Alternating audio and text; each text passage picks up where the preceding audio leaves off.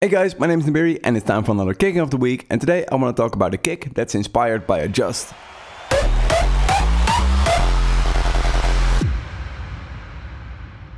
The kick that we're going to be talking about is inspired by Adjuzt Bass Criminal Remix, and this is my take on that specific type of kick. But before I start talking about how I made the kick, I actually just want to show you how the original punch looks inside of an EQ. And this is the punch from the Adjuzt Bass Criminal Remix. And basically what I already see in here is that the punch, the peak resonance, is over here at around 1500. And that's just really different because normal hardstyle kicks tend to have their resonance somewhere over here in the punch.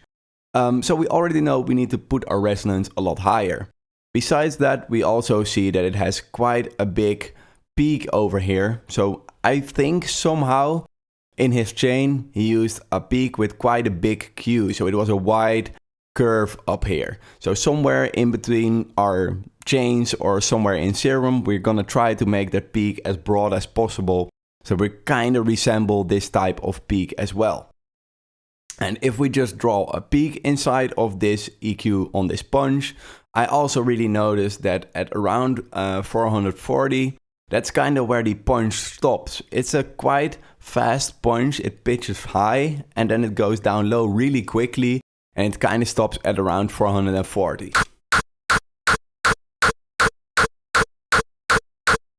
As you can hear, that really sounds well with the rest of the punch, and if you just draw a random peak over here, it would kind of sound off.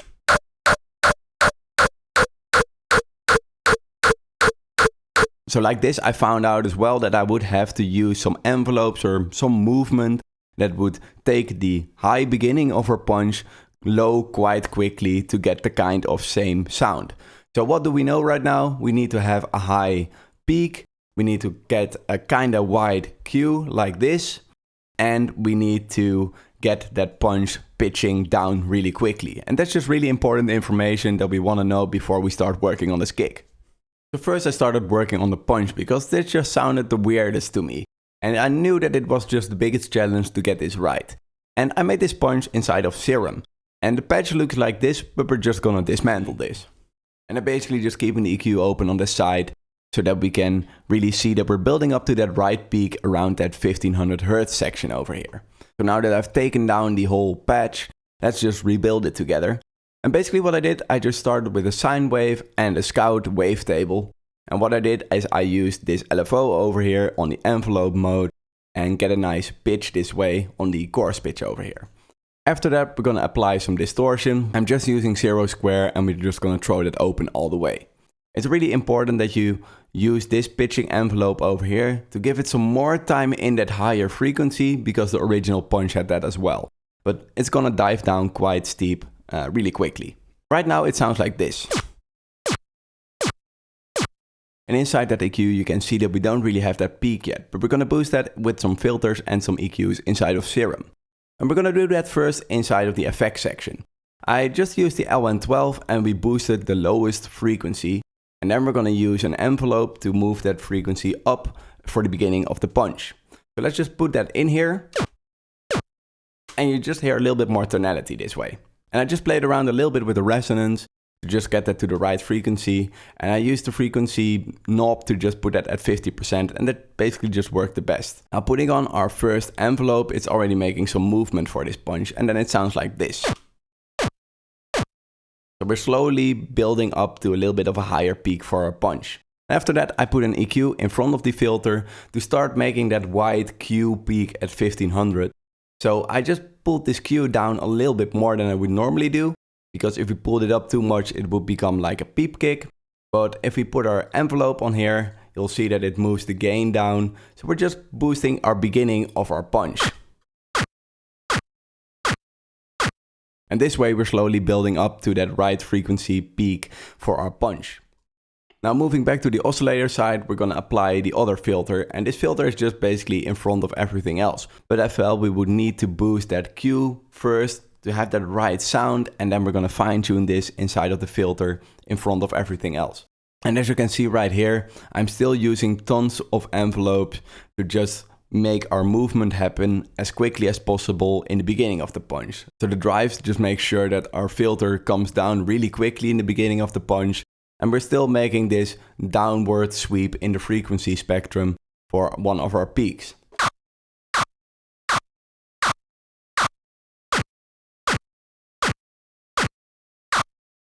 And if I turn that filter on and off, you can really hear that this filter just gives the power to the punch that it really needs.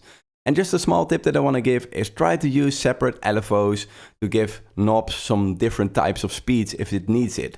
And basically you can see over here that these two knobs are applied by one LFO, and over here I did one with one LFO as well, and the other one with another LFO. And this way you can really give each separate knob the speed that that separate knob needs, instead of putting everything on one LFO and just making everything move the same way. And now that we have our character layer for our punch ready, we're going to work on the low end for the kick inside of kick 2. And it basically looks like this. I just muted the click and started playing around with the phasing. And the way that I like to do is just by playing the punch and just putting this underneath here and moving these points like so.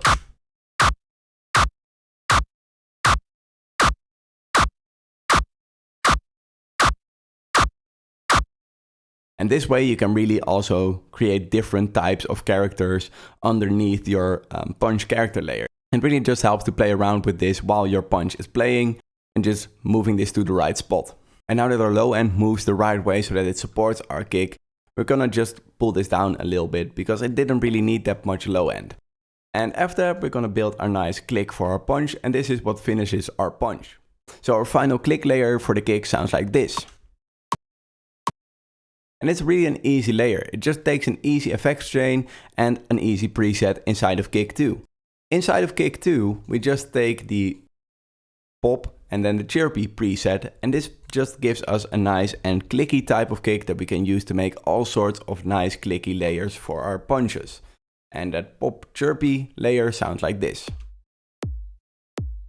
So it's really clicky, and that just helps.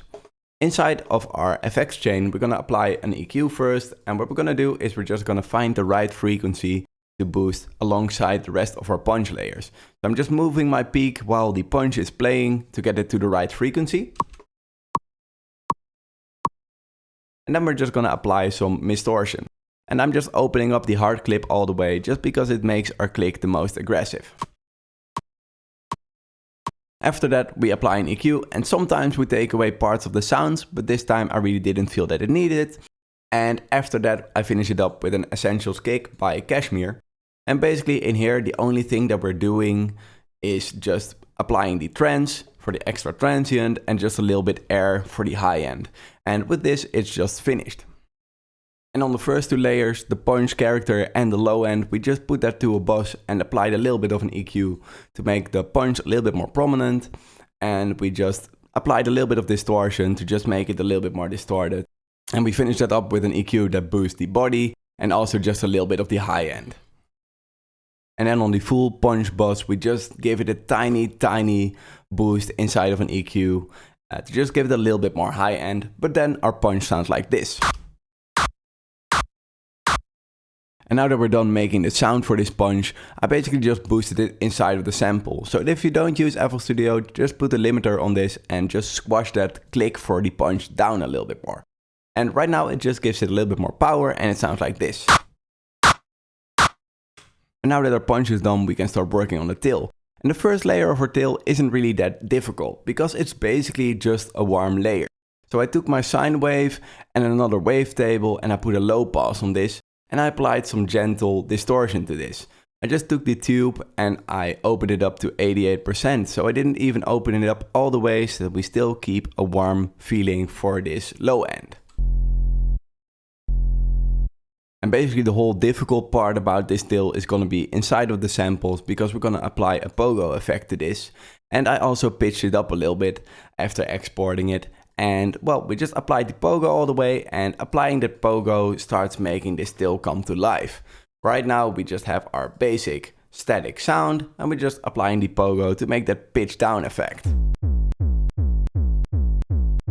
And now that we're done with our tail, we want to make this a little bit more fat. And the way that I did that was just by taking the reverb from my punch. So I'm putting the punch through my reverb send channel. So it has a 6 or 7 second decay, and we're putting that through Adjuzt to record this. Now for this first layer, I took the ending over here just because it has a little bit less high end, so that we can layer this alongside our warm layer to make it just a little bit more fat. And the reverb part sounds like this. So it still has way too much of that high end in there. And we're applying an EQ on this to just really cut that off really aggressively actually. And yeah, that just makes it sound like this.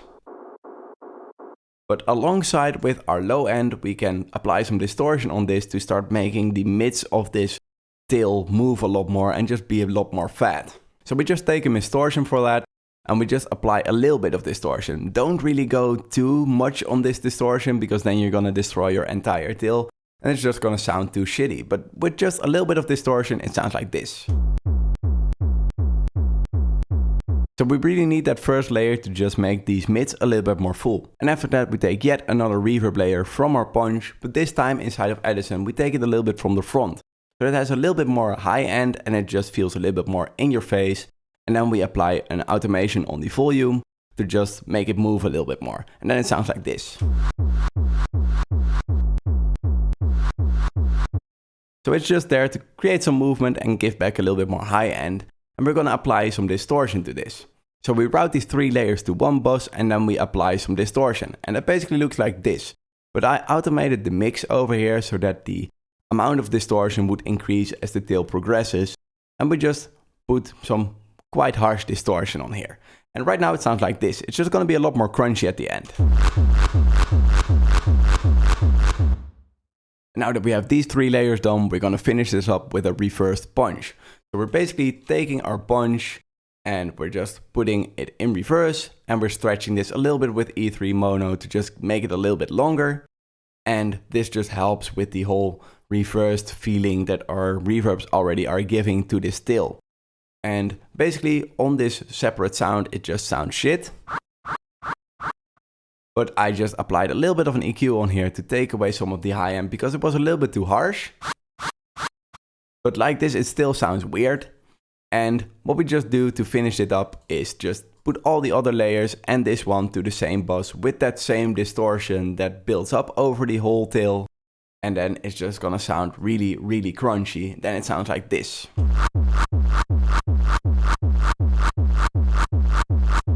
And now that our tail sounds really full, the only thing we really need to do is apply some reverb to the right layers. And basically we're putting a reverb on the whole tail at the end, and we're going to put some reverb on the punch as well. And on the punch we're just going to start with that one. It's just a basic SERUM preset, and it's just a really short reverb to just blend out this little ending of our punch with the rest of our tail. And you barely don't even hear the difference, but it sounds like this without the reverb. And with the reverb it sounds like this. And after that, like I said, we're going to put some reverb on the whole tail as well. And the reverb on that tail is just a little bit more prominent with a longer type of decay, but a smaller type of mix as well. We're just making it a little bit more stereo, and we're finishing this off with a side cut so that our low end stays clean and just stays mono.